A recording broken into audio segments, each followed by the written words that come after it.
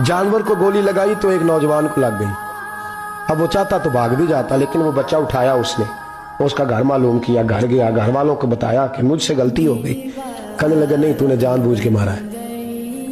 कहने लगा वो तुम्हारी मर्जी है। केस लगा, उसको उन्होंने फांसी का हुक्म दे दिया। एक दिन वो जो इस्लाम कबूल करने वाला है वो SHO साहब है, इंस्पेक्टर साहब है उस इलाके के, उन्होंने इस्लाम को उनसे पूछा गया तो वो कहने लगे नौजवान आया तो मेरी कस्टडी में मेरे पास उसका केस लगा।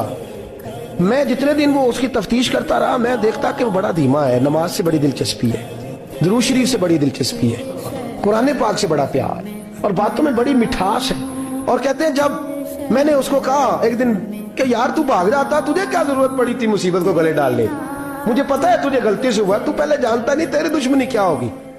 तो कहने लगा मैं कैसे भाग सकता था, मेरे नबी ने जो दीन दिया है वो दूसरों की खैर खाई का मजहब है सल्लल्लाहु अलैहि, कैसे भाग सकता था।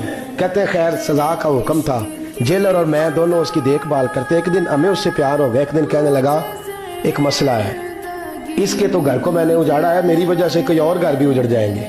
कब वो क्या? कहने लगा कई लोगों की अमानतें मेरे पास, मेहरबानी करो मुझे 2-4 दिन का टाइम दो, मैं वो अमानतें दे आऊं, या कुछ लोग हैं मेरे जानने वाले उनके सुपुर्द कार हूं। कहते हैं हमें उसके से प्यार हो गया, हमने उसको जाने दिया। अब जिस दिन फांसी लगनी थी उस दिन वो आया ही ना।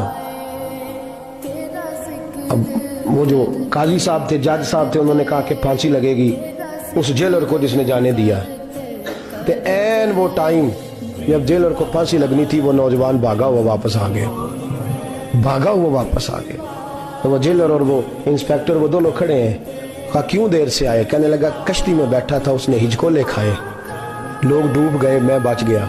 कहा फिर तू कैसे आया? कहने लगा तैर रहा था तो बड़ी मुश्किल से तैरते तैरते सारे रास्ते अल्लाह से दुआ मांगता हूँ, या अल्लाह एक मेरी वजह से पहले गया है, 2 और नहीं जाने चाहिए, दुआ मांगता हुआ यहाँ तक पहुंचा हूँ। उन्होंने कहा यार तू जिंदगी बचा सकता था, तूने क्यों नहीं बचाई?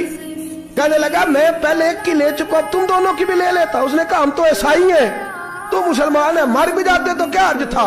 कहने लगा कैसे मर जाते, मेरे नबी ने कहा है दीन नसीहा, दीन दूसरों का भला करने का नाम है, दूसरों का भला करने का नाम। वो अब क्या करीब उसने बात सुनाई, उसको लटकाने लगे तो वो जो जल्लाद था वो लटकाने लगा। तो इंस्पेक्टर कहने लगा इसको रहने दो, मुझे फांसी दे दो। वो कहने लगा नहीं तुम इन दोनों को रहने दो। जेलर कहने लगा मुझे फांसी दे दो।